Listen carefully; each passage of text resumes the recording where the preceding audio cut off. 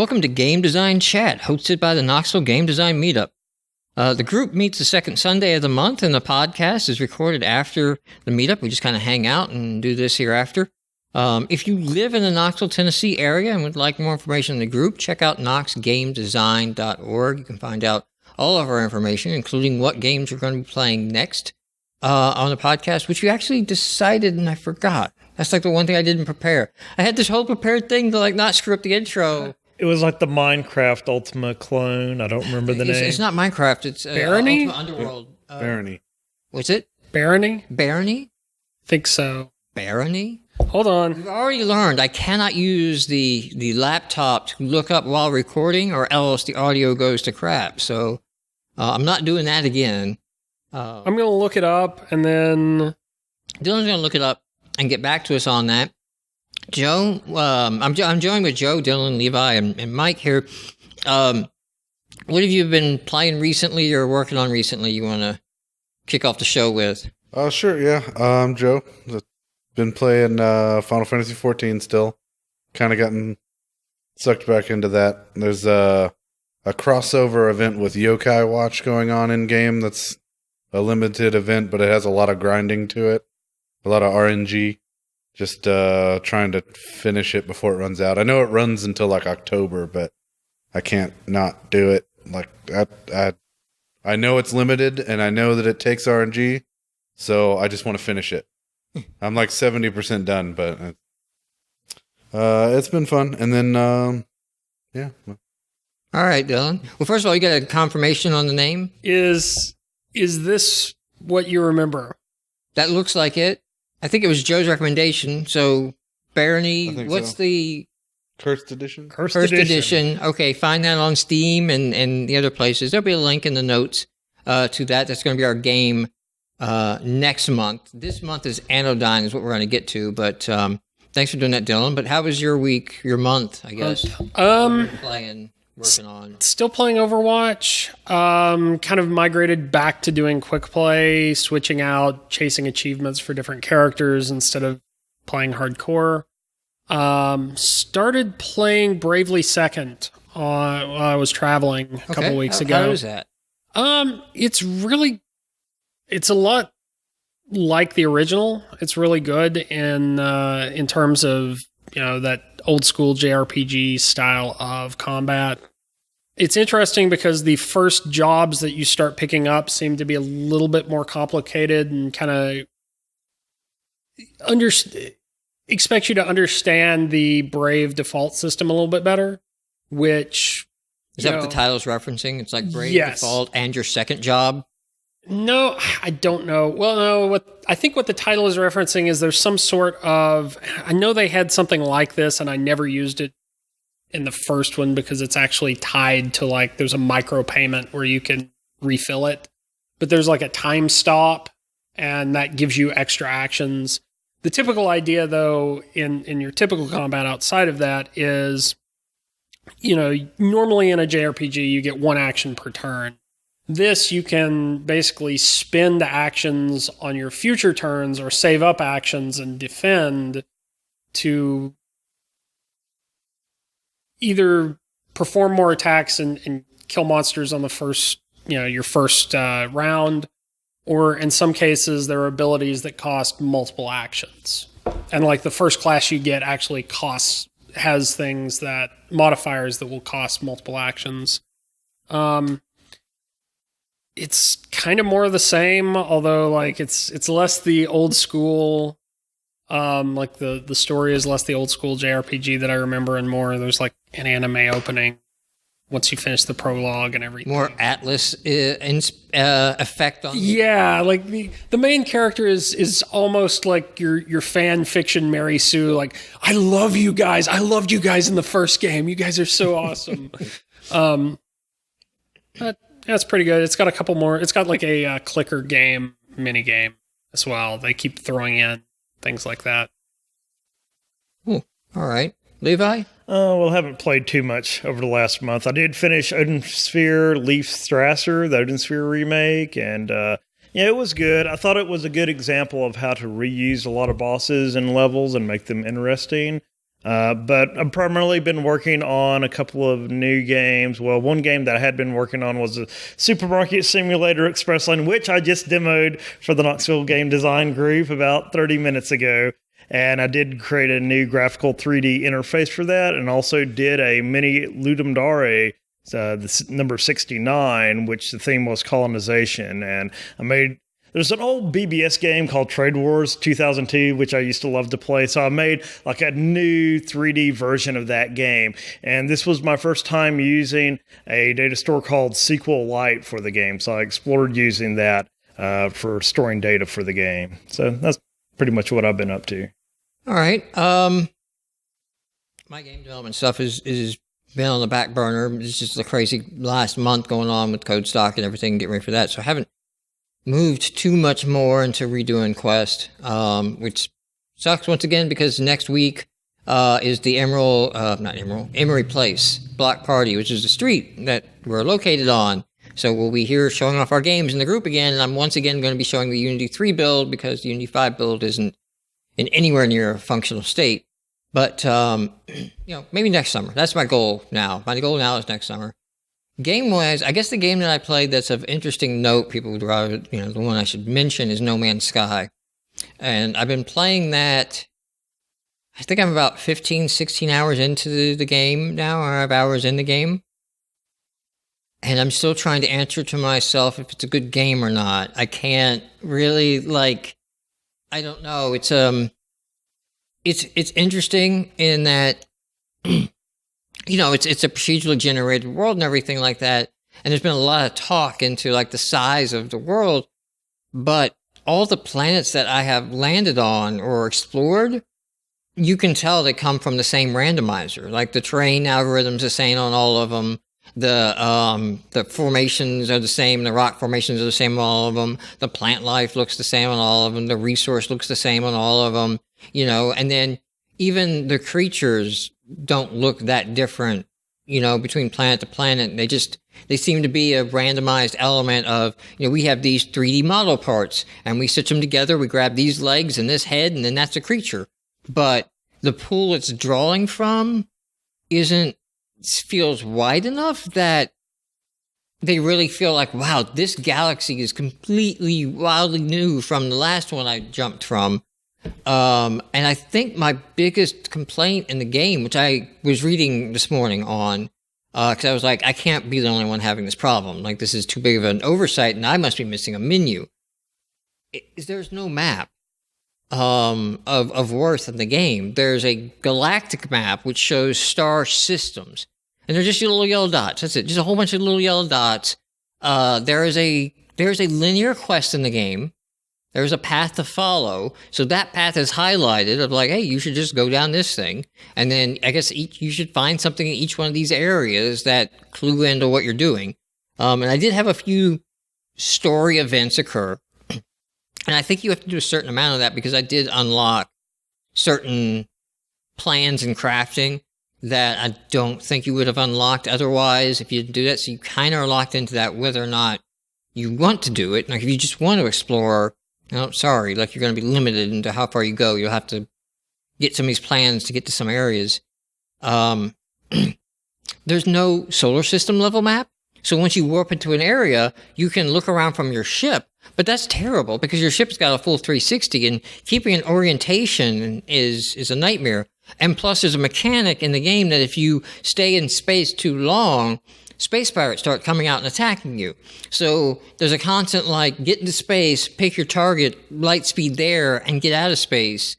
Otherwise you're just going to be fighting off endless arrays of pirates. Which sucks because you can't take time to explore it. When you get on a planet and you find little transmission terminals or little other data caches that tell you, a little geolocating thing, hey, there's an item here. That marker's on your map now. There's a ruin, there's an outpost, there's something there. You get there and okay, I can sell things here. These are the rates they're buying, or this is a crashed ship. It needs for repair these items. And then I can repair this crash ship and swap it with my own. So I want to do that. So let me get back to the galactic trade booth so I can get the things I need to fix this ship up. Well, you already visited, so it's off your radar. And there's no map that shows you where you could be. There's a log that tells you went to these places, because that's the whole, like, you can rename everything and upload the names. But there's no interface in that to say, set a marker for this point. So this morning I was really, really frustrated because last night I found, which apparently going to be really hard to come by again, I found a space station that was buying a mineral at 100% over, this is your trade wars right here, right? Yeah, that sounds very similar. 100% over market price. And it's like, that mineral is common. Let me zoom to the nearest planet. Yeah, it's all over this planet too. I stripped everything off. I ripped off every weapon system, everything I could do to maximize space to load up on that mineral, fly it back into space, and sell it. And I did that like twice, and I got myself to like $2.5 million. Now I can just out and out buy a ship. So I'm watching people fly in, because you have to like offer another, there's no like ship store. You have to like find somebody else who has a ship, and usually they're coming to this spaceport, flying in and out. You can walk up to the other ships, interact with them. One, usually a prompt is, can I offer your ship? And then they say like, hey, it's going to be this much money. And the combination of finding a ship that was an upgrade from my own, looked good, and also had decent storage space, it was getting hard. So my wife was on the couch with me, and I'm like, well, I got the warp drive, I got the money. Let's just warp to the next system and like see, do I get cooler ships or something different there? You know, it's a new system. So I warped there, and the answer was, no, these all look worse. I want to go back. I can't find how to get back to the place I just left. I spent an hour this morning with the galactic map trying to find it by just randomly clicking on stars nearby. There's no way to even put names up on them. So I could even like see the names of the stars. Do you have like coordinates of no your current coordinate location? Because system? see, that would be the simple solution, is just, I'm going to write a Post-it note, and here are the places I want to go. It's like a big slap in the face that the driving quest is this thing called Atlas. And it's like, yeah, because that's what I wanted most. I want an Atlas, okay? I want a Randy McNally space guy here. You know, even if it's not like, I get it, it's supposed to be unexplored area. So I get it. It's like, oh, it's not all mapped out because it's all unexplored. Which is a load of hokey, because like every planet you land on, there's crashed ships, there's bases, there's outposts, there's ruins of ancient civilization. It's like, nothing's unexplored here. Everything's been explored to death. And every planet is also hostile. Like the planet itself is like toxic rain or sub-zero temperatures, so you can't be outside that long. It's like, it's the exploration game for people who don't want to explore. It sounds like it wants to keep you moving, and that's its goal. Like it has all these mechanics. Popped up on my thing. Hey, you know there's this quest, right? Well, it's like, yeah, I'm over here doing my thing right now. Shut up, okay? I'm trying to explore and take in all this RNG generated stuff, and I'm having fun over here for the moment. Quit annoying me that I'm not progressing. The other thing it does is it has all these achievements of like, you've walked 2,000 feet, you've walked 5,000 feet, you've walked 1,000 feet. And when the achievement triggers, it goes into a letterboxing, like it does the movie 27:1 aspect ratio tight thing, and then puts in a big font, you know, your achievement, and plays music, and it lasts 20 seconds. That it interrupts me from my game. I'm like, that's great that was my 50th Sentinel that I just shot down. I have 3 more that are shooting at me right now, and I can't interact back because you're popping up this text on me. And there's these things that are just like actively making me hate the experience, and it's like I can't judge the underlying bits. Would I like it if these things weren't in my way? Because at its base system, it's very much a loop of, you know, I have a ship that I can fly out to star systems so I can land on the planet, so I can mine the systems for materials, so that I can craft things so I can buy a better ship to fly out into other star systems so I could get materials, and I could mine the planet to make a better ship. So I could, you know, and it's like, that seems to be the whole gameplay loop here outside of this one little like quest thing. And I'm like, is that fun enough on its own for me to say this is a good game? I don't know. Because this thing keeps getting in my way of like, I just want to go back to this base I was in. Plus, that galaxy I left to like hop out to the other one, there were places on my map I hadn't explored yet. So I had like ruins to go visit and things like that. And some of this stuff seems to be interesting. So there's like a, what was Quark's race? From Ferengi. Ferengi. Yeah, it seems to be like this Ferengi race. They got beaks for Rules of acquisition and all that. They're totally like a trader race. They're totally all about the gold press latium and like, let's make a deal. And I've learned so much about their culture. I found so much of I know most of their language now. The thing is, I keep finding all their ancient rune artifacts. And then you read like their religious texts, right? Unlocks. And it's just like, we are the chosen race and shall dominate all others. There will be none left when our chosen days come. It's like, they're like this weird, like Aryan race merchants, though. Like, when you talk to them, they're all like trading, wheeling deals. Hey, yeah, you want to make a deal? And you read this like dark text of like, what are you guys doing with all this gold?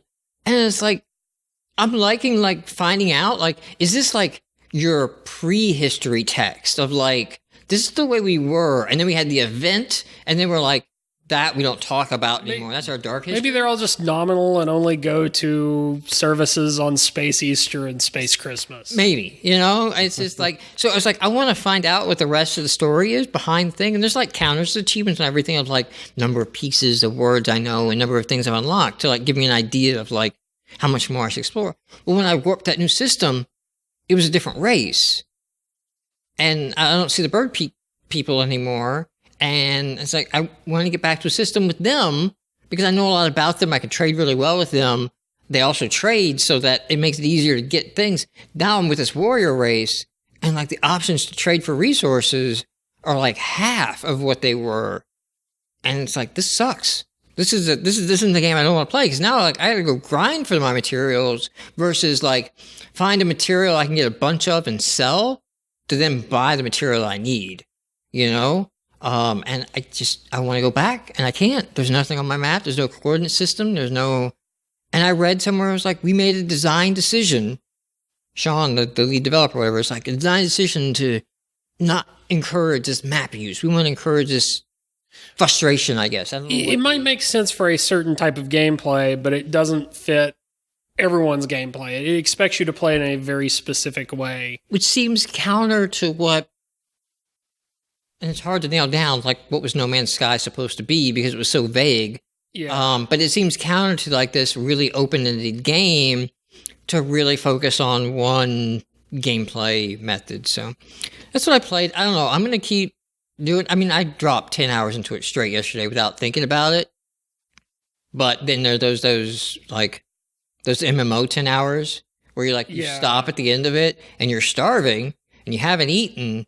And then, like, you just start questioning. I'm like, am I making good decisions with my life right now? It's the treadmill. Like, the treadmill is compelling, but am I getting something interesting from being on it? I mean, I think what I like about Dark Souls is it's sort of an MMO setting that I don't have to deal with other people or the treadmill. And, like, the reason I replay that game again is sort of like, yeah, I'm going to South Shore or whatever it was in WoW again, and I'm going to do this quest again that I know is here with my new character. I get that without the horrible grindy treadmill bits of WoW. Yeah. And without the other player. Well, there is the other players, but when the other player, they're either there to help you take down a boss or they're to fight. There's no guild shenanigans. There's no drama. It's like, we're either fighting or taking down this boss. Okay, we're either doing a raid or we're killing each other. There's no in between. There's no discussion. All right? What are you here for? I can wave emote. That's like it. No chat. All right. Well, that went on way longer than I thought, but so did No Man's Sky. All right. So we're moving on to our game this month, which is Anodyne. I recommended this one. This was the one I said because I'm not going to name names. I'm not calling anyone out. But I just saw on Twitter this game get mentioned, and then somebody's like, oh, I love this game, and there was another tweet, and then somebody else who I generally respect said, like, this was almost my game of the year in 2013 or whatever year it came out. And I'm like, okay, I'm hearing Zelda-like and game of the year. Gotta play this. Gotta check this out. So I guess we'll start with Joe. Because you said earlier before we started recording, you rage quit at one point? I did the first time I played. I played for about 40 minutes, and I got to a particular jumping puzzle in a room where there were rolling spike things and gaps in the floor, and you had to get around. I think I know where you're talking about. The room, and I couldn't do it, and I feel like it was a limitation of the tiling and where the game decided what counted as landing on the platform or getting hit by the spikes, as opposed to a skill set. I was getting really frustrated with it because you hit that early, you said. So I guess that's one downside of the open design, because I think I know what you're talking about, and that was like the last of the 3 key dungeons that I did. So by that point, my health meter was so high, I could just get hit by things and run through them and not have to deal with most of that. How many key dungeons were there? There were 3 dungeons that had a key. Okay. And then you did a thing with that. I forget. Maybe that was the windmill part with the keys. That's where I stopped, the windmill. And then... Because it moved all the stats. Because you had to collect a bunch of cards to get to the final room anyway. So I think I had about 13 or 14 cards. You needed 36. Yeah, I found the door that needed 36, and I think we probably got close to the same place. I just didn't play it as much. I didn't sink a lot of time into it. I'm pretty sure I had 2 keys. But I did like the directness at the beginning of the opener, where like the tutorial, but it was like, you are going to do this now. And I was kind of like, well, that's different. Like, instead of just saying like press A to do this, it was kind of interacting more psychologically than I'm used to with other games. I made a note on mine, and I'll just get it out of the way now. Like I liked that. Like, it had that, but then it did like have press A or whatever to do this thing, and I was just like, but you had this really little puzzle that we just did that taught me about the switches and the things, and you did the good thing. Why are you mixing the bad tutorial of just tell me press the arrow keys? Like, I read this rock and it told me about arrow keys, and it's like, I don't want to read the rock about the arrow keys. I want another room that, I did like the rock that was like, sometimes people will say multiple things, and then you talk to it again, it's like, but not rocks. But not rocks. Yeah. That was funny. I just felt like when I was playing it that there were too many barriers. Too many times coming into a place and like, oh, can't go that way. Can't go that way. Can't go. There's a gate, or there's a rock, or there's something in the way. And the way that they presented the map with the room squares on the grid didn't really portray the way you moved through the rooms, because you could come through them on the corner or on the water or on the top behind fences or whatever. So like trying to get to places on the little mini map room chart was really frustrating. One of the things we've talked about, I think, is mentioned on this, or at least I've said it so many times, I feel like I have, is that the original Legend of Zelda, you can move anywhere. You have free reign. It's a grid game. But if you pay attention, as Link walks from one side of the screen to the other, if you're walking straight to the right, he will drift into the grid line. The game autocorrects your path to sort of like snap to grid so that you're not going to get caught on a corner or a thing, even though you still experience full motion. Like, you don't feel like I have to step on the grid. You're not locked to a grid. And that little subtle bit, I mean, it's not something you pick up on maybe on the top, but it makes a huge bit of difference when you're like, this game, you don't have it. Also, you couldn't play this game with a D-pad. What gives? I had to switch. I was playing one-handed for a minute while using like shift and control, and then I had to switch to playing two-handed because of the jumping. It needed to be more precise than I could do. If you use a gamepad, you could do the thumbstick. But you couldn't set the D-pad for your motions. Yes, and that was wonky. Come on, man. You're doing a retro game. I was doing arrow keys and keyboard keys. So I switched off a gamepad to keyboard for that exact reason, because it was just weird trying to use a thumbstick when you needed that level of precision on a grid. And then I took about a week break too. So I played the 40 minutes. I got frustrated. I stopped playing. I came back and played another hour or so and started to get through some more stuff and built up some cards and had progress. But then I stopped. And now when I loaded it up this morning, I had no idea where to go or what I had done or hadn't done. I know the portals had the little indicator that you had like finished that area. The little crystals that lit up over the But when I was walking around after not playing for a week, I really didn't know some of the areas. They didn't have the crystal, but when I started going through it, I had already gotten through that particular puzzle set and maybe gotten like the wide angle dust broom or the extended broom or whatever from those puzzles. So I like went through a whole dungeon again to see that I had already finished it because it didn't have anything new for me. And that the card I needed to actually finish the area was out in the area. I just had to get to it and open the chest. So your experience there is unlike it if you just played it normally, because you get to that door needing 36 cards, and then like there's a good bit at the end, I'm sure you did it too, Levi, of just hunting for these last cards. Because I want to say, I don't know how many cards are in the game, the total number that you can max get, but I want to say it feels like there are only 36 cards before you open that 36 gate. I think I had 37, but there's not many more cards in that. Yeah, I don't know what would have made it better for me, but some kind of indicator, more in-depth indicator for what I had or hadn't done or where I had and hadn't gone. Some of the rooms I had gotten to, but maybe I only walked into it one square, couldn't go any further and came back out. But when I'm looking at the little mini-map, I don't see any other connections to that room, so I don't know if I've actually finished it. You need like the compass in Zelda, the little flashing thing. Yeah. Oh, here's where you need to go to pick up the item. Yeah, that would have made a huge difference, actually. Or maybe even like a color tone shift on the mini-map, like that this room is done. Not just that you've walked into it and back out. That you've opened all the chests or killed all the enemies or done whatever. Yeah.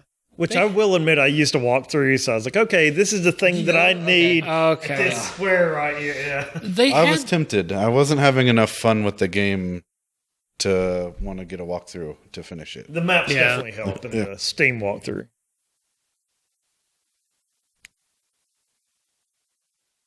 I did like the overall composition of the game, the art and the music, the sound, just how it was going, the psychological side where you're talking to people and it was just kind of weird how they addressed you and how they talked, the whole thing just kind of felt, I don't know, Requiem for a Dreamish. Like I wasn't sure. I'll have comments on that when it comes around. I'll have a lot of comments on that, but it did feel like there's some weird theming thing happen or something, especially at the start. Because at the start, right, you're on like a highway bypass. And somebody bicycles and then you're somebody bicycles by, but then you got like a wizard dude. And it's like, what's going on, you know? I did like that. I thought it was neat. And then the jumping sucked. I really didn't like jumping. I think I remember that one. There was like a circle of little conveyor belts. You got to hit each one, then jump at the end, and then go across. Yeah, that drove me mad at times. I generally liked interacting with the puzzles with the vacuum or broom and putting the dust down or using it to get on the water or activate stuff. I mean, like just the playing. The puzzles were okay. I just didn't like jumping. There was like a spring spot or a little pogo spot that would flip you over like a fence, but you had to hit it at the exact right spot or you'd go too far. The jumping puzzles required a precision of control that the controls didn't provide. It seemed like there was a mismatch there of you need to be more liberal in what counts as landing on something because I don't really have pixel perfect control over this guy. Yeah. You know, or you need to not focus on jumping as, you know, be a little, not require such precision. Right. Not having puzzles that require. That's what I mean. Didn't provide. Yeah. I almost wish it didn't have jumping altogether and some other form of interaction. All right. How about you, Don? At first I did really like a lot of, I guess I should say there are a lot of elements of the puzzle design I did like. One thing I did like is I started noticing that there were pretty frequent checkpoints that would refill your health, which if this were Zelda, you might run into some of the same traps, but then you might have to go farm for hearts between them. That's one problem I had. I never could tell which checkpoints gave you back health and which ones didn't. It seems like it was random. I didn't figure out that they until all the did. very, very end. The checkpoint you were at didn't heal you. Any other checkpoint would. So it's like, okay. you hit it.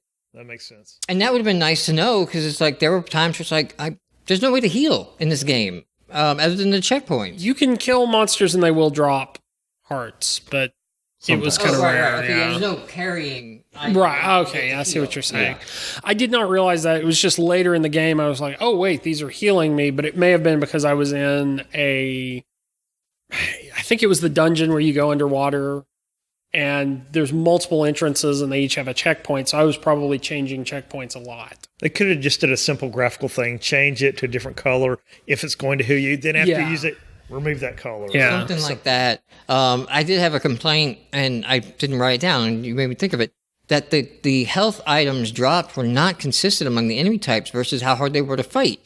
Like some of those little guys with the little axes, the little like Reaper dudes, those dropped like a full like shield of heart or whatever. Full heart every time. It's like worth 3 on your bar. And then like the lion things that just like wreck you over and over again. You fight maybe you get a half a heart. There were a lot of enemy types that took, like, they were tough and there wasn't necessarily like a clear pattern. Like I know a lot of games are like you attack, when they do this animation you back off, but like the lions or the dogs or whatever were just like, they're going to run at you and you need to... Yeah, the AI is just find player, move that direction, attack. Yeah. And there's no pattern you could figure out or avoid. I didn't like the ones that shot projectiles. I feel like I couldn't get next to them without getting hit. Yeah, the frogs And the little that flowers. shot frogs were really tough in the one, I think the level you stopped in, the last level I finished too, just because I think I got most of the way through it or maybe even finished it before I went back and got the little broom extension that fires the shot, and then like, oh, this is how you're supposed to take care of it. But just in general, I thought the fact that checkpoints refilled health was a little bit of an improvement over, what Zelda tends to do. The puzzle design, it seemed like slowly taught you new tricks. When you were first able to pick up dust, it was just kind of this like, hey, here's this thing. And you slowly learn to do more and more with dust. I thought that was an interesting combo as well. It kind of reminded me of the cane in Link to the Past that will create blocks, but it ended up being more versatile. And I think it was an interesting use of theming, where it's not just, we're going to create this generic block or something. It's like broom and dust, and not something you would have normally thought of. That said, like, by the time I ended up in the cave, with the platforms that were activated by dust, it was just like, I kind of want a new item in here doing something. It seemed like everything was That's some what really aspect of fails dust. down when it's going for like this Zelda metaphor. Yeah. It's like there's not that many items or things to use in this game, and then you can really sort of feel like an overuse of puzzle mechanics, because it's like, yeah, Zelda's all about like, okay, you get this item in this dungeon, and now there's a whole new set of puzzles that wrap around this new item, this new ability that you have. In some ways, that might make it more accessible, and I don't know if this is us coming at it through the lens of we grew up playing these games, but it kind of felt like you only need to learn one trick. The broom picks up dust. The thing that changes is dust does different things when it comes in contact with water, with, these platforms, with, and so it might be a little bit easier to teach. You no longer have to figure out, like, I've got this boomerang and I got this bow and arrow, and they're both ranged attacks, but they both kind of do different things, and now I have to test both of them out. Right, but I guess the point I was making is that with the broom and the dust, it feels like, okay, I've seen a broom dust jumping puzzle room. I'm tired of these. Yes. Okay, so I'm going to carry the dust around so I can use the dust and activate this switch. I get it. I did that the last 3 rooms. Like, there's no new ideas to do with this. And it Yeah. seemed like that was... There were no new ideas. It just got harder and required more precision. Or like having to backtrack to get it to cross the water. Yes, And then Only Dust was like 7 screens away. Yes. that drove me crazy in that one dungeon. One of my annoyances with the water riding dust is that damn thing got caught way too easy on the corner of something, and then like you may just lose your dust and then go back. Goes back to the grid tracking, I think. Yeah. In general, I think I had the same problems you had with some of the world design. Kind of like you were saying, if you go back to like the original Legend of Zelda or Link to the Past, the world is typically designed, the overworld is typically designed in these long loops. You know, you'll go back, you know, you can cycle back around through the entire world, get back to where you were, you know. What Anodyne seemed to do is it had some of that where there were loops and stuff, but they tend to be blocked off, or like you said, you had these two paths that crossed that were just completely unrelated, but crossed in the same room.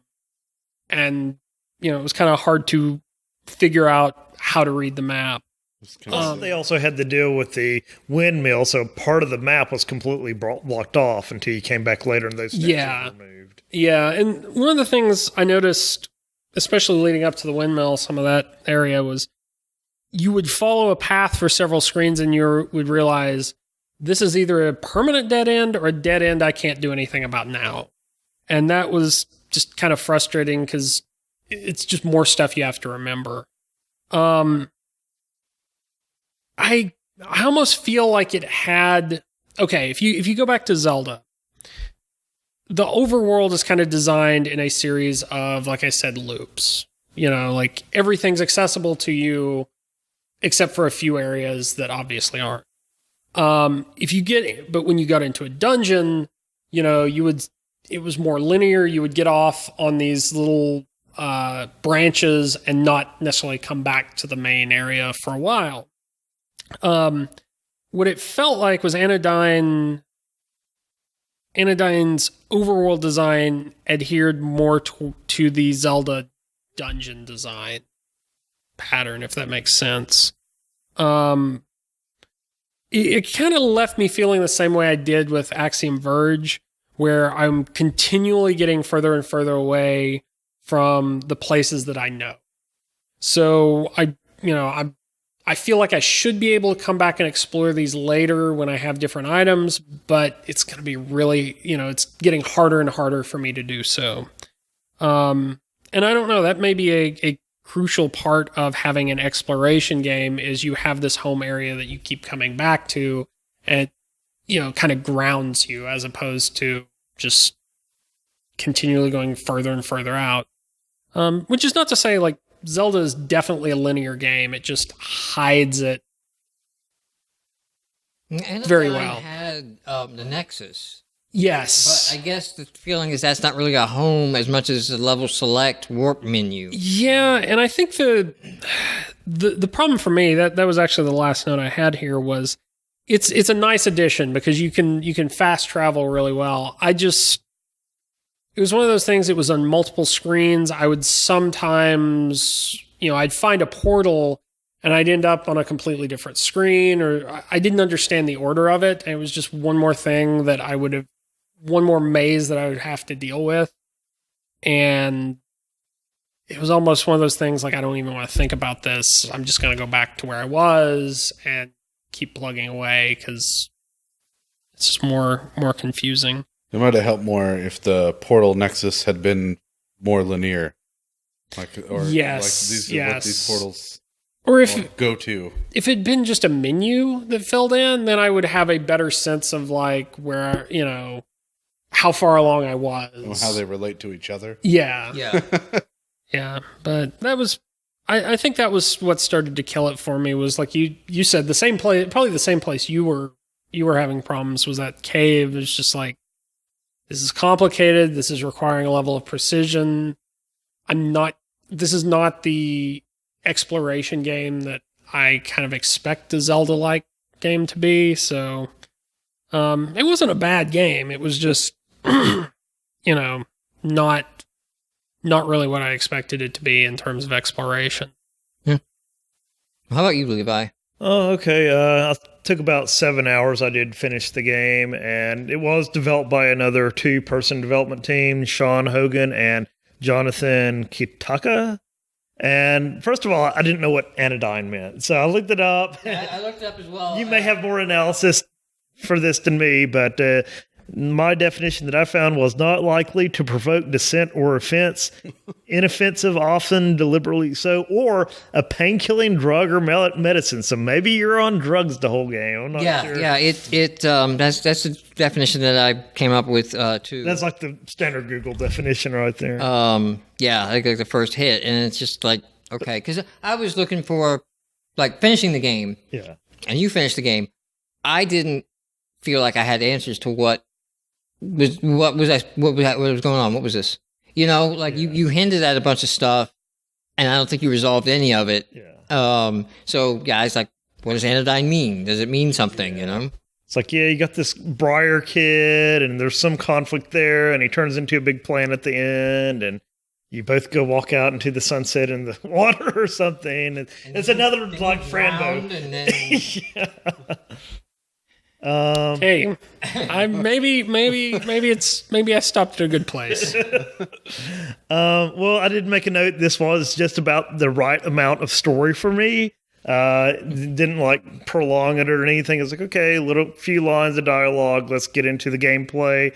Although I made a note a little bit later on, I wish there was some explanation of why these different zones were like so different from each other. It's like one time you're like in like a forest, next time you're in an 8-bit world. yeah, you're in Game Boy Land. Oh yeah, I remember You're in that. black and white world. Next time you're in an apartment, and there may have been no reason for that. Maybe they just wanted different graphical styles. Just all. Yeah. And maybe coloring this as our last game was Franbo, where it's like all of these zones had like a mirror or tie. It's like a real world, like mental hospital or this area or something like that. It's like when I go into the hotel, it's like, okay, did an event happen in the real world at a hotel? Or is there some significance? Like, why is there this hotel? Why is there this little Pokemon village where I run around and kill everyone? Like, what's going on? I don't feel like it ever got an answer. Yeah. Yeah, so when I started playing, the broom animation really bothered me for some reason. I don't like it in pixelized games where they just poke with the sword. It looks so unnatural. I always like it like in games like Link to the Past, where you have that swing animation. I know the reason why they do the poke animations, because when you press the button, you want that instant like interaction. Right. Like you want, when you press the button, you want the enemy to be hit. You don't want any wind up frames, because that's what apparently makes games feel sluggish.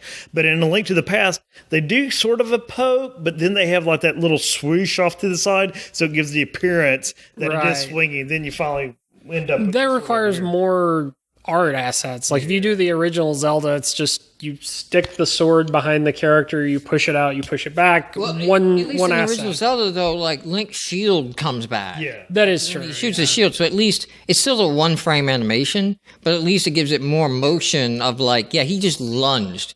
It's not a poke. Yeah, the poke bothered me, but. One problem I had is it was sometimes hard to tell if you had dust on your broom. I wish there was some visual representation. Yeah. Now your broom has dust on it, so you can use the dust.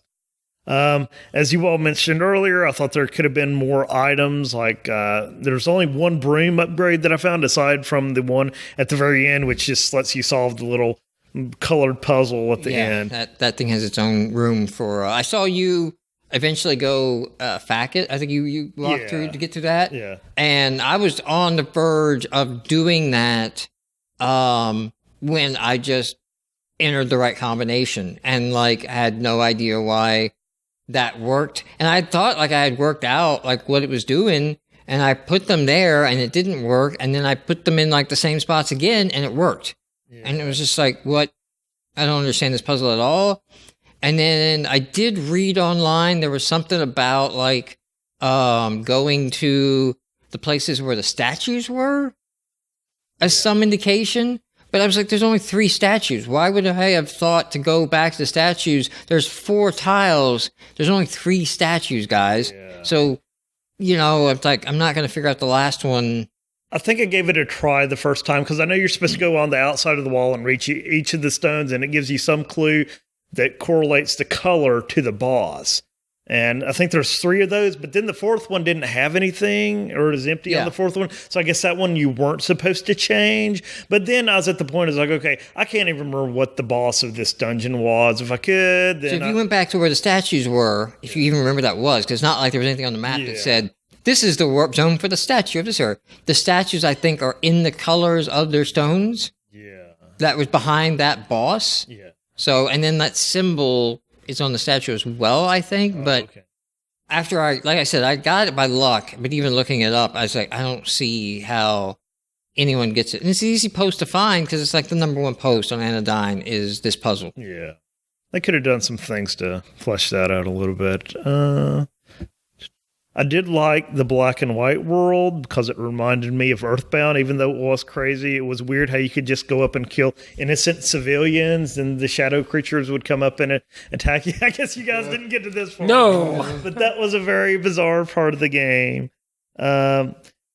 In the one world, I can't remember if it's mountains or just a forest or whatever, it seemed like there was a lot of rooms with nothing going on and a lot of repeated enemies. It seems like I saw the same 2 bats on every single screen. Yeah. It's like, we need to come up with some different patterns. Or That's one of my overall complaints on the game is that it felt really large and very low density of anything to do in any given area. Like there was a lot of just screens. There's a lot of flyover screens, basically. Yeah. Of like, there's nothing going on here.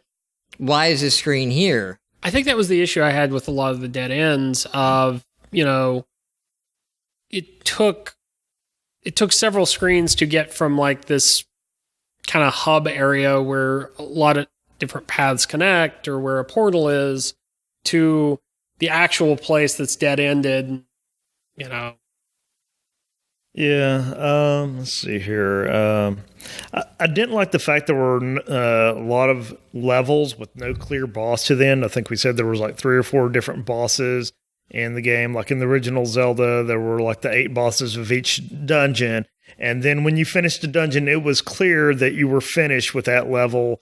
Sometimes you had to go back and pick up some of the items, but there was a clear ending point to each of the levels. Now in this game, it's like, well, you just collect a bunch of cards and you just need to pass that gate with that card number on there. I think there is. I Let's Played this game, so I'm going to be uploading the Let's Play videos.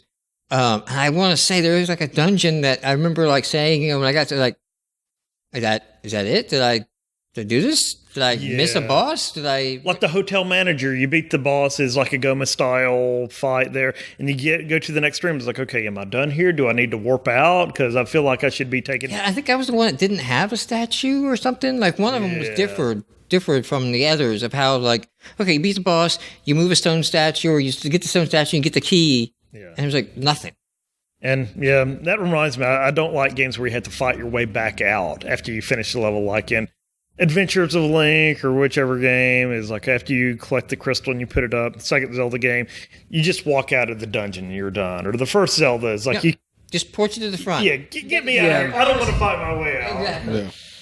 Yeah. Okay, so the first puzzle that I really had difficulty with, and I don't know if it was actually a puzzle, but I spent quite a few minutes on it. There's 2 enemies. There's like a blob in the upper right-hand corner, and it was like gated off, or there were rocks around it, so you couldn't attack it. Then there was like one of the little shieldy guys with the ball on the back of his head. That's like a dark net where you got to hit him from behind.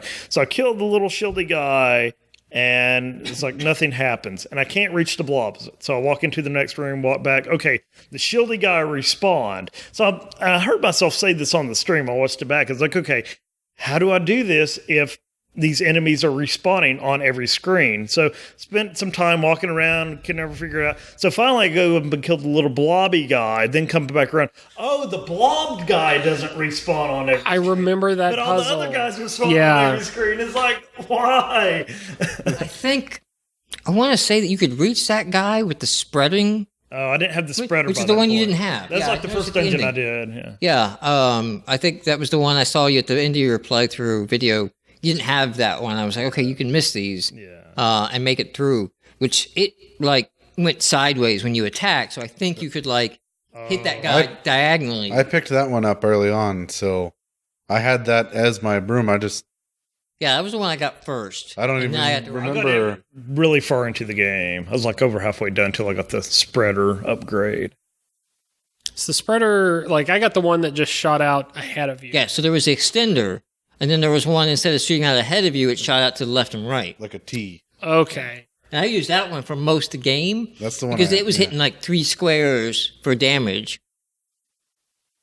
That was I really nice completely missed that. for taking out bats too. Yes, those bats are freaking annoying. It did take me a while to figure out that I could use the dust and put it on water and ride it. And I don't know, it didn't seem intuitive to me at first. I mean, That's not what dust does. Yeah, it kind of reminded me of Adventures of Lolo, where you could take the egg, put it in the water, and ride the egg. Which I thought that was a neat mechanic. It just wasn't very intuitive in this game. So I realized you can ride on the water. What I missed was, and it's going to be great in the LP, is a very obvious place you could dock. And so there was this region down south I could never figure out how to get to. And it was annoying me, and I figured I'd have to get another item, and I'd come back later, and then I'd get, on the dust, and I'd ride by it. And I just went screen after screen by that area. And in fact, I never realized that was shoreline. I could just dock and walk on. It was just looked like regular shoreline. Because everything else is rocked off. What happened was I was running from some creatures shooting the frogs. I think we're on lily pads out there. And I went down a screen, and then I got my dust caught on something, so I walked off into the water and drowned. But when my character came back on the screen, he was on the landmass I was trying to figure out how to get to. So instead of appearing like, oh, you weren't on that side of the map, so you should appear on the side that you have to still figure out how to get there, I got there. And then I found that shoreline by going backwards, because at that point I'm like, well, this is where I was trying to get to anyway. Yeah. One other problem I had is early on in the game, I thought the little bug was a heart container, analogous to a heart container in Zelda. Yeah. Right. So I went through this whole long path, and a little bug I hit it. I was like, okay, it's a little fairy, it refilled my health.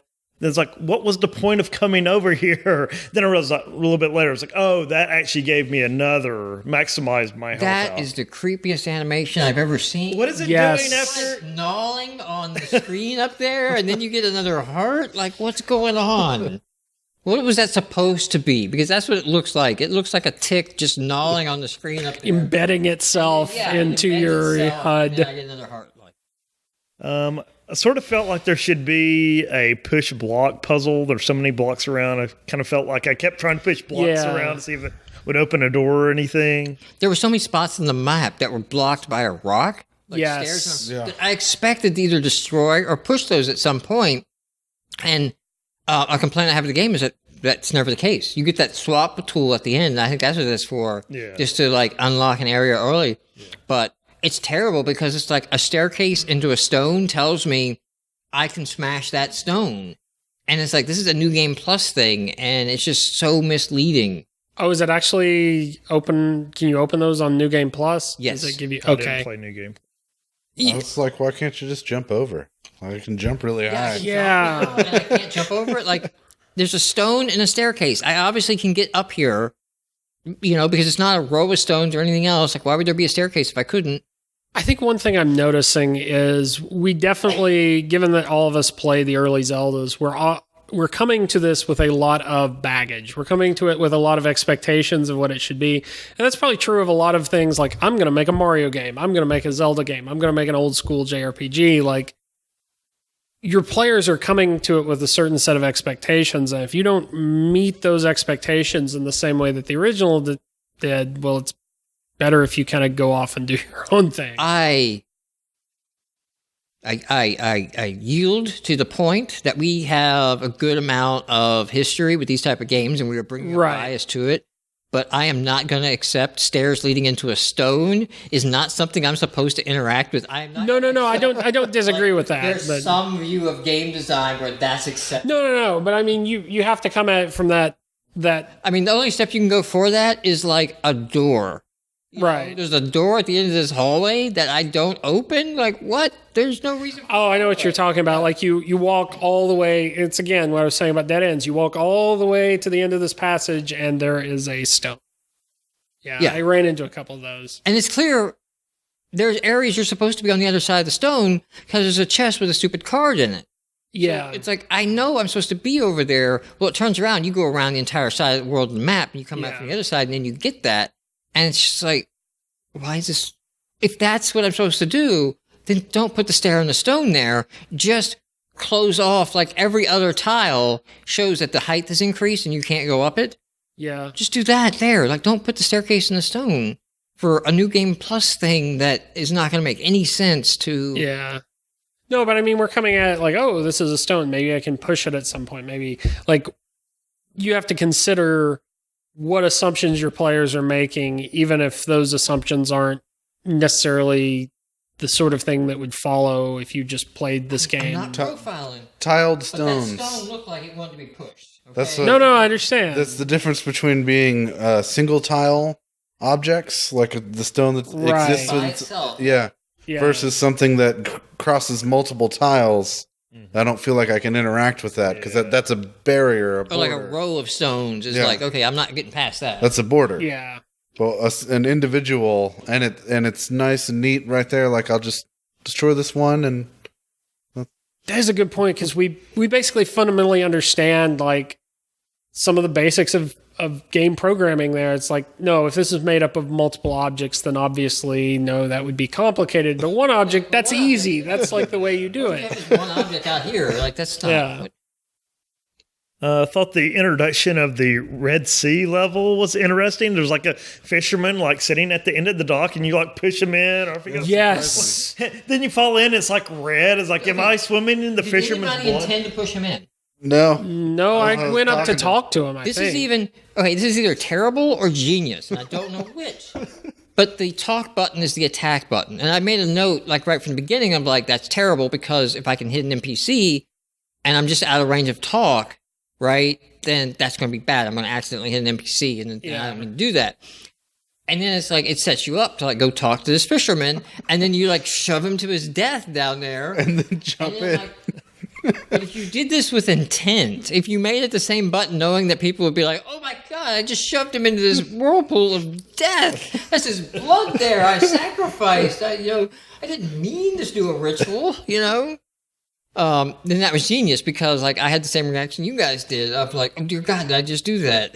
The whole bloodworm level afterward too, like this, I that like was that like, yeah, it got kind of creepy. Those big walking things that couldn't do anything with. It reminded me of the third level in Link to the Past in the Dark World, where you can come out of the level, go back to the overworld, and go back in, and different areas would pop up, and you weren't just constrained to this one map, and the level required going in. Yeah.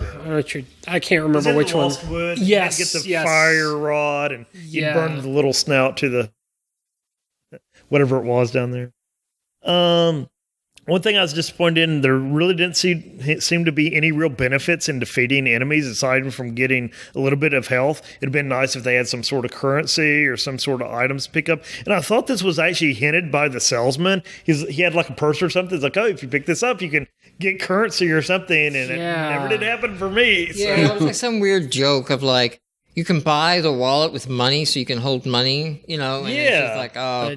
And I mean, it turned out like he's just he's part of one really one-off weird adventure game quest of like, talk to the cat to get the box, to give it to the guy, to get the thing, to get the shoes that let you jump. And it was like, that was neat, but it was weird that it was just a one-off. And then that wasn't like more of that in the game to get more items. I think it was probably supposed to be not really a joke, kind of playing on those tropes. But again, you expect certain things from those tropes.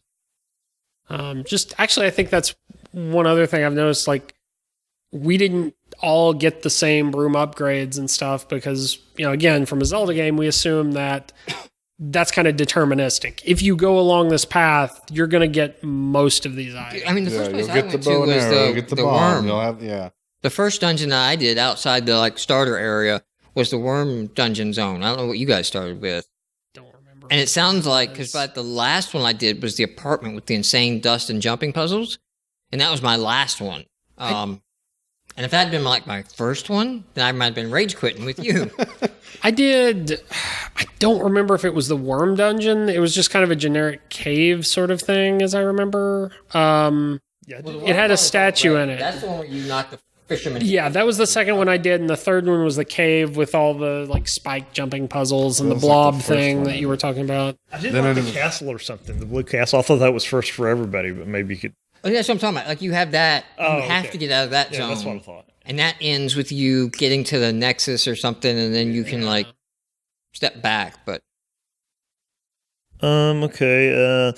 I think we might have mentioned this earlier, but it's hard to determine like the difference between water and actual holes that you can fall into. It's like, oh, I thought I had to walk around this, but no, that's actually water that I need to walk through. It's not a hole that I'm going to fall in and lose life or anything. The ending was kind of crazy, some unexpected profanity. I thought it was like all G-rated, and then they dropped some F-bombs. Like, oh, that was unexpected there. And thought the boss battles were good. I liked the very final boss where you did the little ping pong back and forth with one side with the ice hand. The other side was a little bit difficult because you're supposed to like put dust, and the little fire shooter would ignite the dust, but you had to put it you in three different. chain it because it started blocking it. Yeah. Exactly, and you couldn't ever put the dust exactly where you wanted to. It'd always come out on one tile from where you expected. So you liked that fight? I thought didn't- it was terrible. I didn't like the fire part. I thought they could have done the fire part better. But Yeah. overall, I didn't mind the little spikes coming up and having to jump And over I mean, that. that boss is throwing out way too much damage for basically being like a bullet hell boss. And my main complaint with that is that the game didn't feel like it set you up with the other bosses. Yeah. For this boss fight, this felt like throwing you off a difficulty cliff of like, you know, here you go, this is insanely hard all of a sudden. And the rest of the game, most of the bosses I beat by just spamming an attack over them and just like healthing through Real no any strategy. attacks, yeah. Yeah, I did like the hotel manager that was like Goma from the first Legend of Zelda, but it's just from the other side, but you had to wait for his eye to open. Unfortunately, during that boss fight, the game froze on me. So I think I had 2 freezes in this game. Oh, okay. One was a hard freeze. The other one was one of the jumps on the accelerator pads, and I actually fell into the wall, and I couldn't get out, so I had to restart the game. So, I found a hidden object. What was the level? I think it was called Space or something. You had 2 different sides. You had the orange King Cube and the dark King Cube. This probably sounds strange if you haven't played this part. Was that the back of the apartment? I think it led up to the apartment. Or maybe it led up to the Yeah. apartment? By that point, because I did that area, that was my last area, I do remember just like, all right, yeah, whatever. Do you have anything over here? Do you have a chest? No, I'm moving on. Yeah. You know, unless You could keep talking to that King Cube. I Yeah. actually did the whole loop, Did and you? it took Okay. like 10 minutes. I was like, I saw that, and he repeated, and I saw another cube. I don't even know if I talked to it. I was just like, do you have a card? No, I got to go on. I got things to do. Well, the one thing I did like about that area is there was a ladder, and I thought it was a glitch at first, but you could like kind of walk behind, then you could start walking up, and it's like, am I supposed to be walking this way? You keep walking up, and you walk over a little bit, you go into this secret area, and there's a heart, like a heart container from Zelda. Really? I didn't find this. And you pick up the heart, and it gives you this line. It's like, oh, this heart container does nothing for you. I was like, that makes sense because this isn't Zelda. This is Anodyne. So heart containers mean nothing in this game. So looking at some of the Steam achievements, I think there are other hidden items and other cards, I guess, in New Game Plus. So there may be more things like that, but I didn't get to those. I thought it was humorous as well. At the very end, you get to the final gate from the sage or whatever. It's like, oh, you need 36 cards. Oh, now you need 96 cards or whatever. But you never did actually have to find 96 cards. So I guess it's just a ruse or something. Yeah, And it end up getting opened anyway. Yeah, so that's all I had for Anodyne. All right. I tried to, like, if you guys had a point, get it in there so I'm not, like, once again, 30 minutes at the end of the podcast. I played about 6 hours, about 6 hours, 49 minutes was the game over screen. 62 deaths, 36 cards found. I did the bare minimum, and I'm like, I'm out, I'm done. The first impressions on the game was, first of all, it was a weird aspect ratio choice. Yeah. But I guess it's also a mobile game. But when I looked at it, it's like just puts the D-pad and the controller button on the screen type game. I cannot imagine doing those jumps with a touchscreen D-pad emulator. Like, that just seems torturous. The I already mentioned the opening tutorial mix when Joe was talking. It auto-saved. Like, you didn't have to save at checkpoints. It just was saving. So you didn't lose anything at any point. It just constantly saved. And I'm like, thank you. Like, please stop having these, like, I have to go to a save menu and save. Like, if you have a save anywhere, then just auto-save. Like, if you have already put in a save anywhere and you don't have autosave, I'm gonna call you out on it from this point on, right? Because that's just like putting a burden on me for what you should have done, you know? Now, if you don't have an autosave and you don't have a save anywhere because you have game mechanic reasons, and that's fine. But if you do, then just be autosaving all the time. At the start, I did like the humor, like the rock and things like that. But it quickly wore on me, and it got me to the point where I lost interest in the story. Like, the writing and all of that was just, it was nonstop with its humor. It never, like, took a pause. And, one thing with the cards was I was expecting the cards when I got them at first to, like, explain a bit. Because here's cards of the creatures I'm seeing. So what is this creature? All the cards are just bad puns. And it's like, guys, one thing you can take from the Souls games is to put lore descriptions on your items and your collectibles so that, like, I have a reason for going in and reasoning all these things, and just, like, don't make a bad pun. Like, what is this creature? What is this boss? Like, there should be a little description here of, like, oh, the circus acts were once those da-da-das or whatever. That was one gripe that I had, because I remember in the original Legend of Zelda, like, if you wait long enough on the title screen, it'll give you, like, a short story. It's like, oh, Ganon took the Triforce of Power, broke it up into 8 pieces, go find them all so you can get to the last dungeon. Maybe just a line like that to explain why I'm collecting these cards would have been helpful. I get the feeling that, because it seems like a lot of games have that sort of humor in them. Or at least some of the reference. Like, I know there was one boss I fought that was like, hey, you still playing those Nintendos? And it was clearly meant to be kind of this quirky thing. It's almost like, that's great, but it's almost like this love affair with sarcasm that, no, I want the game that is, like, cheesy and good. Cheesily authentic, like it's not trying to. You have to, like, dial it back. I think you need to throw up, like, all these puns and go, like, okay, we're going to cut like 80% of these. The 20% that are really good stay in, and then the payoff is much better, because I'm blasting through all the dialogue because most of it's the 80% cheesy puns that aren't funny. Well, no, what I mean though is, like, it'd be nice to see some games like this just play it straight. Not necessarily, like, be heavy-handed. Just play it straight. It's okay to be serious. It's okay not to be sarcastic about everything. I don't know if it's a direct call out, but the hub world was called the Nexus. And it's very Demon Souls-like in the game design with its bonfires and its central world zone, and it's called the Nexus in Demon Souls 2. So, if you want to drink, because I mentioned the Souls game now on the podcast, go ahead, everybody drink. But I mean, in my defense, I was like, that was my reaction. And then I'm like, you guys called it the Nexus. Like, that's the exact same thing it's called there, so. It's like at the beginning of the game when you meet the girl and you wreck her bike or whatever. That reminded me of, like, the very first Pokemon episode. I don't know if it drew from that. I called her the Pokemon girl through my entire playthrough. Oh, okay. I don't remember her name. Yeah. And she named her bike. I was like, I don't know. Yeah. That's kind of weird. It made me wonder if we were going to get the bike later, like, as a tool for getting to new places. Well, I thought that with the gun, now, too. What they could have done if they were taking the Nexus from Demon Souls is actually make it a space to where in the Demon Souls Nexus, characters hang out there and they're transient. Like, they don't stay there. They don't, like, permanently. It's not like your BioWare campsite party that's always at the campsite for you. There are NPCs that are there sometimes and not the others, but it's the central hub for everybody in this space. But you sort of walk around this actual space to go into different stones that you touch to then do the warping. Same thing in Bloodborne. You go up to the gravestones and that warps you back into the other world. But it's this little zone that you can move around in. It's not like this void of black that just looks like a really bad menu screen that, like you guys said, could have been. It would have been clearer if it was a menu screen. Been better as a menu, yeah.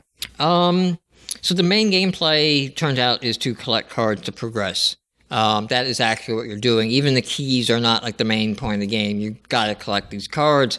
And this is a key loop of the worst kind.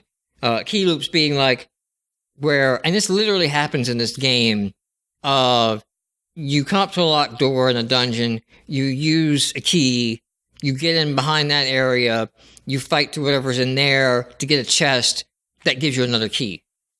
And it's like, there was no point to this, guys. I had a key. I could have ignored this entire zone. And the cards are just an extrapolated version of that, of like, here's a gate. It's got a number on it. Go collect a bunch of things and come back to it. And it's like, I don't feel like I'm doing anything that matters. I don't feel like I'm making any progression.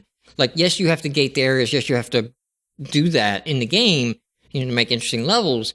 But you need to make it in a way it feels like I'm accomplishing something and not just like, oh, I hit a locked door. Let me go circle around, make a loop until I find the key, and then I unlock that door. And now I feel like I progress. All that stuff, getting the key, doesn't feel like progression.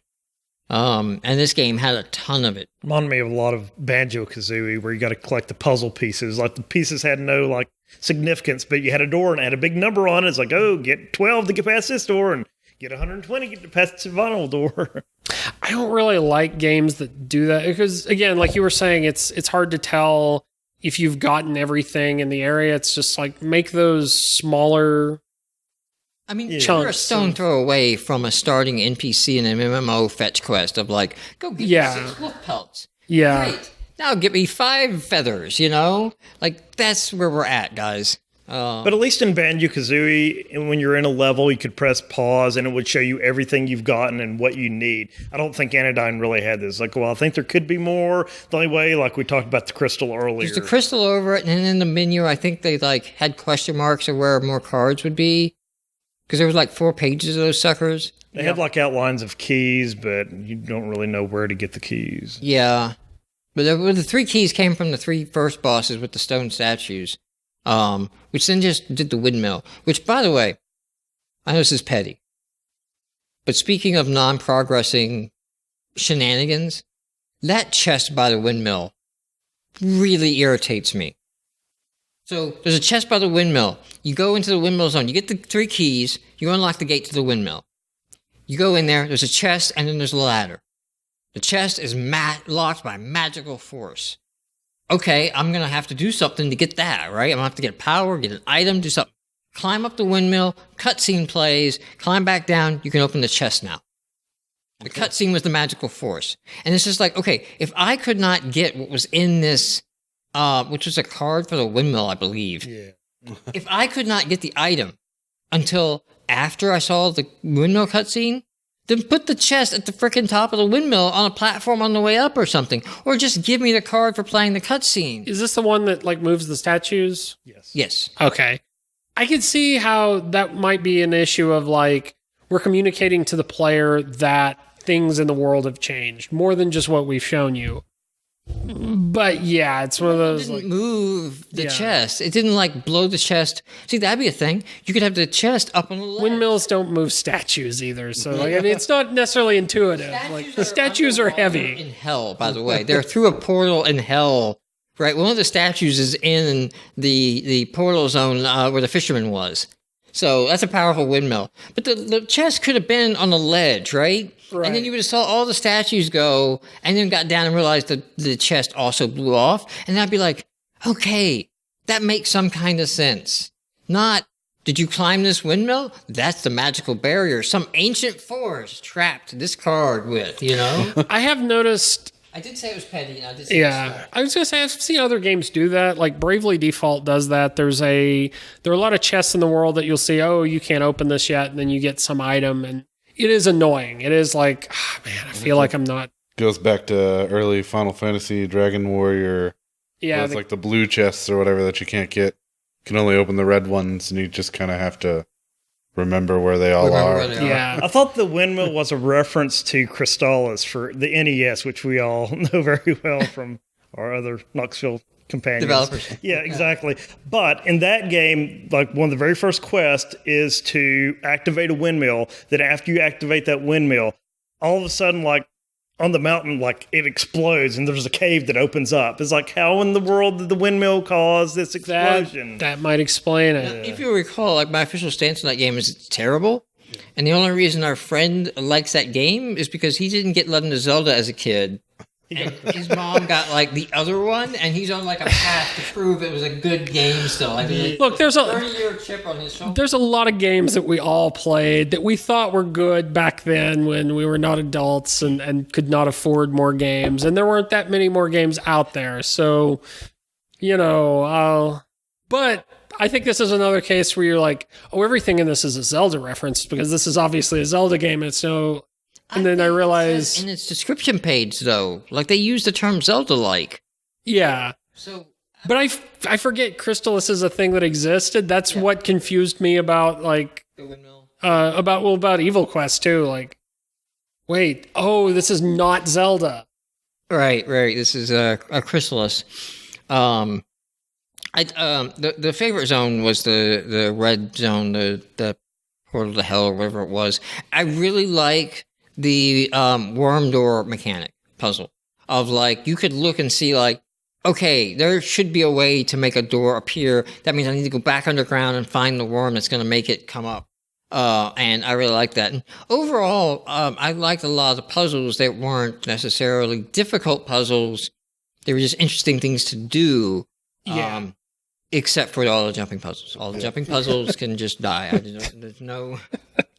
Like, this game... And in fact, I couldn't use my D-pad. Even frustrated me even more. Although I think by using the thumbstick, I could hit, like, 45 and 60-degree angle jumps. So I could make, like, when you had to jump off moving platforms to other moving platforms, I could sort of, like, make that angle if I waited too long. I could, like, make a sharper jump that you couldn't do with the keyboard.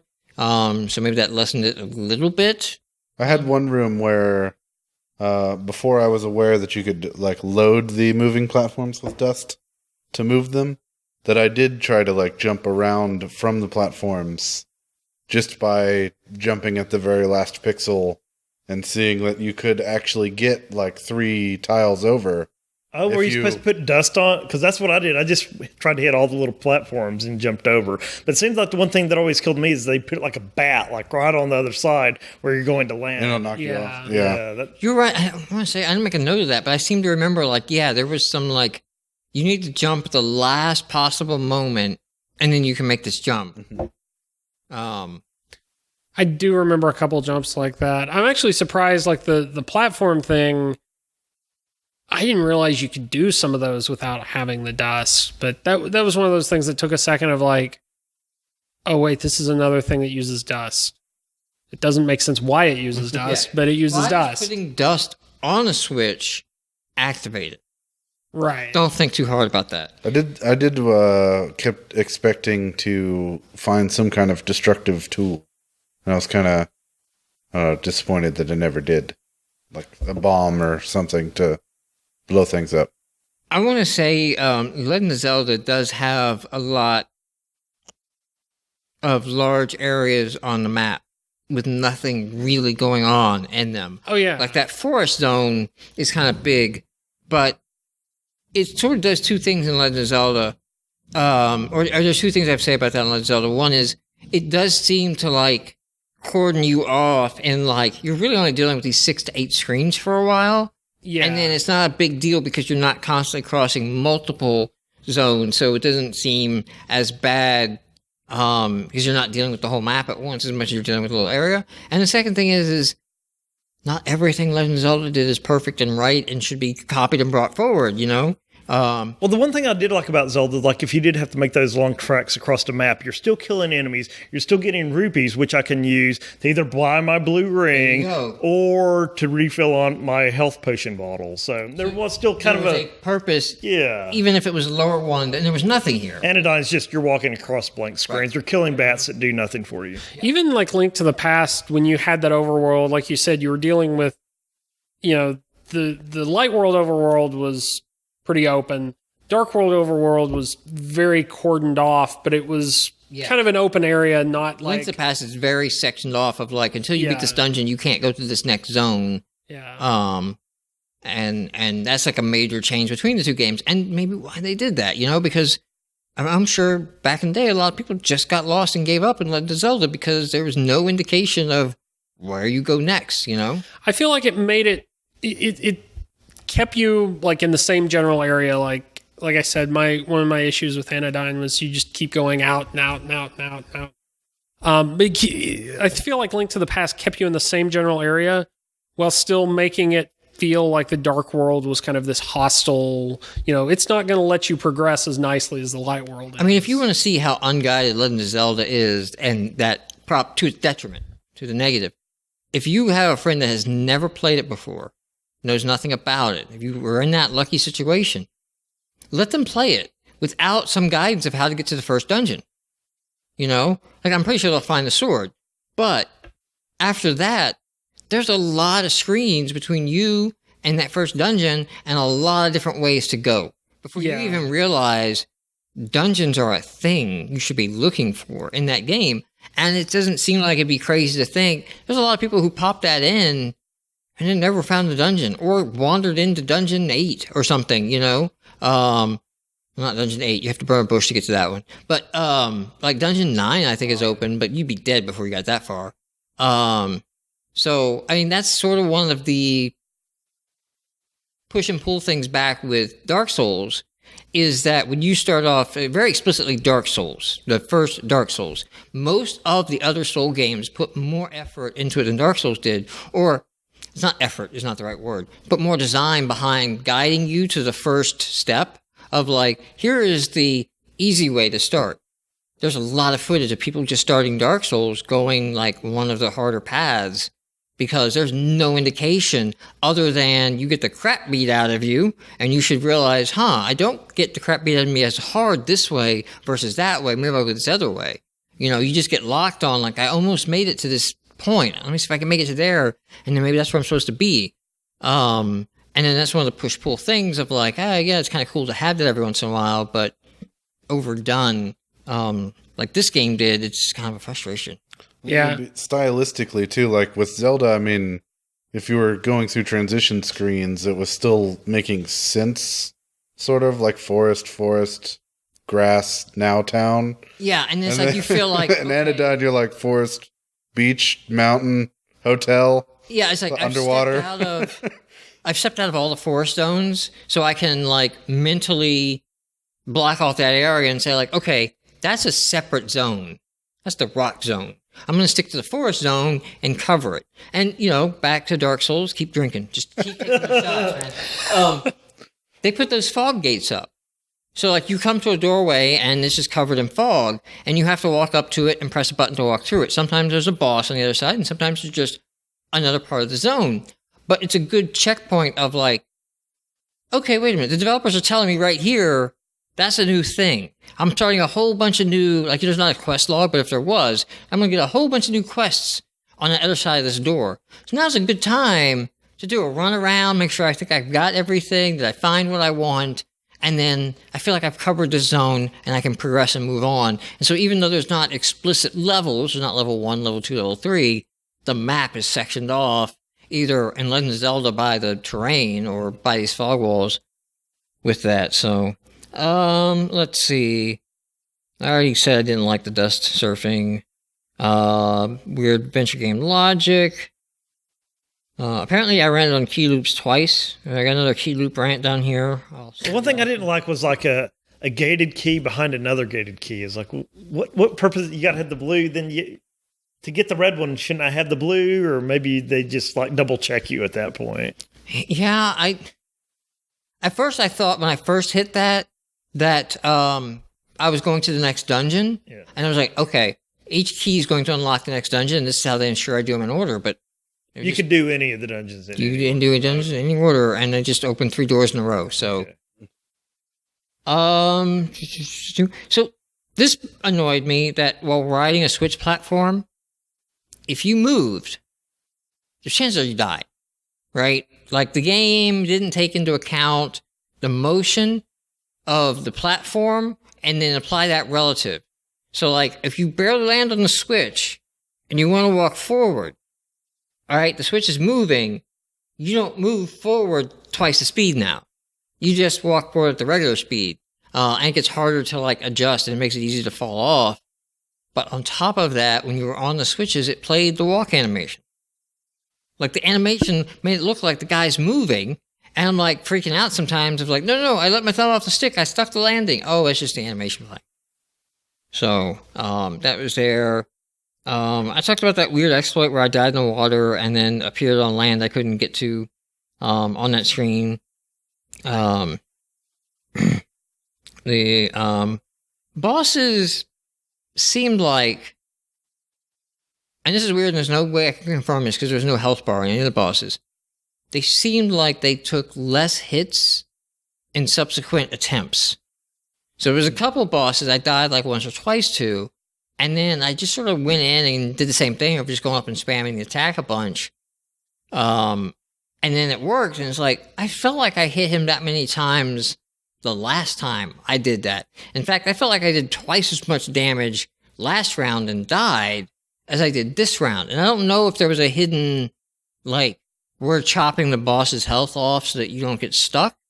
But I can tell you for certain that was not true on the last boss. It would have been nice if there was like a boss health meter or something. If it's going to take more than 3 hits to kill, have a meter. But I think I counted like 12 hits, on each boss, and maybe 11 one time. But at some points, it's like, am I even damaging the boss, or am I supposed to be doing something there was no else here? like master broom to find to get like a stronger weapon. Yeah. So I had that happen. The one with the hands and the face, where I wasn't sure if I was supposed to hit the hands or hit the face. Oh yeah, like mouth that opened up there or something. So like my last issues here are just like thematically with the game, like the broom. Why? What's the broom significance to anything of the main character on that? Who the heck is Briar? Who is, what's going on? Is this trying to make a narrative statement that video games are bad and that you're missing like life? Or is this like a statement, like some of it seemed like she's still playing the Nintendos, and like, is this like people who are adherent to the 8-bit nostalgia era and the 16-bit and get upset if like your 8-bit homage to a Zelda game doesn't do tit for tat what was possible back then, or you use too many color palettes or use too many sound voices? Is that what the commentary is going on here? Am I dead? Is this like a play on? I have an uncle who works at Nintendo story and he trapped a kid in a game cartridge or something, or what's going on? None of this got resolved or answered. It was really frustrating because of all the cards that you collected. They could have had a perfect spot to piecing the story together, and then I would have felt less like this was an MMO fetch quest. Because it's like, okay, yes, I'm collecting the cards, and it's the world's worst key loop to get this stupid number up to open this gate. But at least each card is a piece of a narrative that when I get enough of them, it's going to become clear what's going on here. And I got the cards out of the order that they're shown, so it would be very Braid-like, where you're piecing together, like, I've got this part of the story, I've got this part of the story, how do they all fit together? Right. And I'm really curious, like, what's the card in between these two, And that would be great and awesome. It's not this game. No, I pretty much assumed early on that the story was going to be weird, and I was just kind of like, okay, I'm just going to wait until there's a reveal. I didn't hit a wiki at the end of it. I actually wikied about that puzzle, but I didn't actually wiki to see if anybody, like, what's the meaning of this game? To see if there was a meaning, so. Any closing thoughts, anyone? I probably need to actually do that. I'm curious to see what someone thinks. Watch the rest of it now. They'll I was going to say, like, our playthroughs or something, like the weird places that we talked about that happened post that stop point. It did get kind of weird and abstract. I did do it across multiple sessions. I kind of needed to. Just to, like, I got to step away from this for a little bit. I think I did like a 30-minute, an hour, then a 4-hour just to... That's exactly the way I did it. Like I should have taken another break in my last, like, 4-hour stretch. Yeah. Just because, like, it just compounded the frustration of, like, hey, I'm on the Let's Play of like, oh, hey, look, it's another jumping puzzle room to get a stupid card. All right, let's go do that again. There was a stretch, and I think it was the place with the jumping, where you first get the jumping. That just, like, there were a couple puzzles I just kept dying on. Like, okay, I died. Continue. Fine. Continue. Fine. Continue. I don't want to. I just want to jump off the cliff and have this over and done with. The ending is the worst when you like hit that door and you've got like 26 or 27 cards, I think is what I had the first time I hit the door. It's like, I need 36. And I look at all these places, and it's like walking back through the apartment, the jumping puzzle room. Or was that the apartment? No, that was the caves, wasn't it? Yeah. I said the place where Joe and I stopped. Yeah, there was an apartment, then there was the hotel. I'm thinking of the okay, maybe I'm thinking of the hotel. The hotel had like the elevator in the center. The apartment had the. I think the hotel had the worst jumping puzzles. I don't think you guys saw the worst of it. Well, there were some parts where you're like riding the little block, and you got to jump off, hit a switch, jump back on, jump on another. You had to get dust from here, carry it down here, ride this, jump off, hit the next one, start it, jump back on the other one, and and then you get a thing of like, you got to find another card in this area. I'm like, I don't ever want to go back in this area again, but it's the only area I didn't have a diamond in, so okay, I guess that's what we're doing.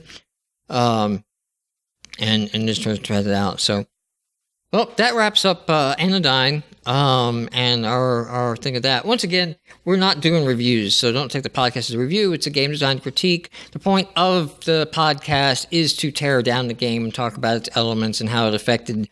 That's always going to sound more negative than positive. It's just the nature of critique of this type. So please don't take anything we're here as like whether the game is trash or great or amazing or terrible. It wasn't a horrible game. If you're a fan of Zelda-type games, I think you'll probably have a good time, especially if you get it for a good price. I mean, a couple bucks, I definitely recommend I it. had gotten it somehow in a humble bundle. I think I did too. It's in my library. It was already in my library. It's one of the reasons we picked it. So our next game coming up is Barony. It's called, Barony Complete Edition on... Cursed Edition. Or what? Cursed Edition. Cursed Edition. I think they got a website. They got like a humble bundle widget. They got like a Steam page. So however you want to get it. Looks like a throwback to early dungeon crawling RPGs of like Until Underworld and those kind of things. So that should be interesting to see how that does. After that, and I could tell you next after this game, I want to like get out of the retro games. Go back to deep meaning story games. Maybe I know, I was like, oh, yeah, these deep meaning. What other types of games are there? Do first person shooters or something. I don't know. The thing we haven't had a discussion on is whether we open this up to games one of us has played, of like recommending a game that is an indie game that I have played, knowing that I've already played it, but I'm at least giving a recommendation because I think it's good. I don't do that because I know I'm fine with that. If I would love to do at some point like Defender's Quest. I don't know if anyone else has played Defender's Quest. Haven't. I mean, I'd love to like break that one down because it's a genre mix game. It's an RPG tower defense game, and I think it has a lot of excellent things going for it. And I know it's a good game.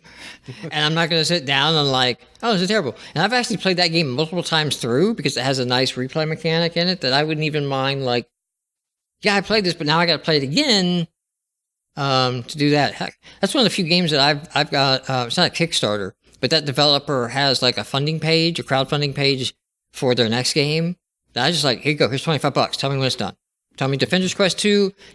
I'll get an email one day. I forgot about the $25 until I mentioned Defender's Quest. And I'll get an email one day that says like, here's Defender's Quest 2. I'm like, I forgot I got that, and I'm looking forward to it. All I know about the 2 is it has turtle tanks. Because he sent out like a thing of like, it's a turtle with like a cannon strapped to its back. And then like the thing is like, yeah, turtle tanks. They're in Defender's Quest 2. Like, all right, I love your marketing. That's great, So, if you need to find anything about the show or about us, well, let me just let you guys go into your own. Joe, where do they find information about you? You can hit me up on Twitter at DoubleSquareJoe, or my website's doublesquarellc.com. I have all the other links there. Anything commercially too you want to plug is fine at this moment. I'm getting started on iOS, so I've been working on getting all my Android games over to iOS. I've got 2 done and available now. And the third one should be available this week. Just check out my website to get all the links and stuff for that. Dylan, how about you? Dylan Wolf on Twitter, dylanwolf.com. Don't really have anything new out, but Shifty Shapes, I think I put out last month from my last Let 'em Dare, so that's there on the Google Play Store. All right, excellent. Okay, Levi? I have a few. You got a few things going on. LeviDSmith.com. You should be able to find all my stuff. Check out my YouTube, Levi D. Smith. You can find me on there for my latest developer commentary videos and my playthroughs, such as my playthrough of Anodyne. Definitely want to give a shout out to Splazer or Splazer. I'm not sure how you pronounce it, but he's like the #1 Knoxville game design fan. He does a lot of great gameplay videos for our game, so we really appreciate that. I put Mutant Veggie Arena on Steam Greenlight, so if you like first persons where you shoot big cartoon vegetables, be sure to go on Steam and give that an upvote. And also, I'm rebranding a lot of my stuff to LeviDSmith.games. Before it was either like Levi D. Smith Software or Levi D. Smith Games and Entertainment, but I think rebranding to Levi D. Smith Games, that's where you can find me on Facebook. It will help me out my SEO a little bit, narrowing that down a little bit. That's all. All right. I am at ViNull, ViNull on Twitter, and ViNull.com, which has got a link now to my presentation and my games. So if you want to check any of those out, I've got on YouTube, these are video. I have ViNull, which I haven't posted to in a while. I'll let you know if I do. But you go check that out. I have some game discussion videos and tutorials on that channel. But these are video games. On YouTube. That channel is a Let's Play channel, so more loose. I will be posting my Anodyne run there, so if you're hearing this now, it's already up. I'm going to time them to sort of go up around the same time, because I was really torn emotionally about whether I should post one ahead of the other, and realized I just overthought that, so I will probably Let's Play the next game and just post that as I finish it. So it'll be up before, but you can check that out. But also on our channel, we recently played some Overwatch. We did Catherine. We did a full run of Catherine. I am very happy with that run, and especially the ending we got in Catherine, because our Catherine run, we decided to be the jerk and pick the worst possible answers. And it even got interesting because the worst possible answer American may not be what is the worst possible answer from a Japanese designed game. So there were some where we thought we were picking the worst answer, and then a little mini meter goes toward the blue side, and we're like, what? Because I remember when I played through Catherine a couple of years ago, they had like live polling. It would actually download They still have that, They yeah. still have that. And I thought that was pretty cool. But you got to play it again to get the bad ending. The bad ending's great. Well, so we got, I looked it up. We got not the super bad. There is like a layer. The super bad's pretty cool. There is the ultimate ending on the one side, but there's a tier before that, and that's what we got. And I think that's what you might be referring to. I won't go into spoilers. Yeah, we won't go into spoilers on it unless you just want to go look it up. But we'll talk after the podcast and compare notes. Because I think that's the one we got, and that's why I'm so stoked about that playthrough, because I looked at all the other endings and I'm like, there is not another ending I would have been satisfied with in this game. So that one's up, and I'm really happy with how that one's going. So if you want to just pop in there and just give the channel a taste, I would recommend starting with the Catherine videos. And we'll be posting No Man's Sky videos. I recorded 4 hours of gameplay with the audio turned off, so that didn't come out. I put a 3-minute time lapse up. I just did the Ludum Dare thing. I'm like, I'm going to use this 4-hour footage somehow. I'm not just deleting this file. I'm going to took the extended version of our theme music and put that underneath it and then let it rip. Seizure warning before you watch that video.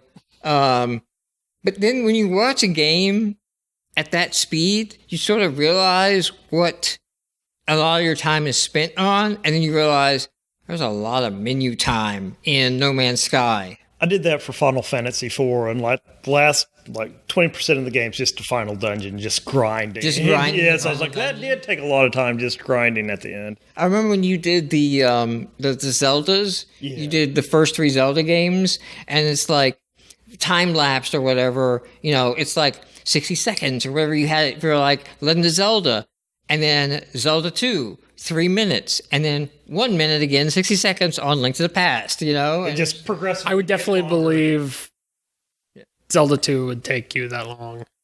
I want to go back and play that game. I like that game. That game's a weird offshoot It wasn't a bad game. It gets a bad rap. It is a branch, like with Castlevania 2, Battle of Olympus, and stuff like this, of RPGs that never went anywhere. They're like weird stub branches that ideas came out of that got informed later, but it's sort of just weird. It's cool seeing the industry try to do something more than just action RPG, and like they didn't hit those perfectly, but it's sort of just cool. And also not copying the previous game. Like, okay, we just need to do this more and better. Yeah, this sequel is going in like a wild direction, especially Castlevania 1 to Castlevania 2. Yeah. You know, like Zelda sort of still has the top world, and you sort of have like the encounter system of like a Final Fantasy was prior existing and all that. So it's like you can kind of see what they're doing here. They're playing around with some Final Fantasy ideas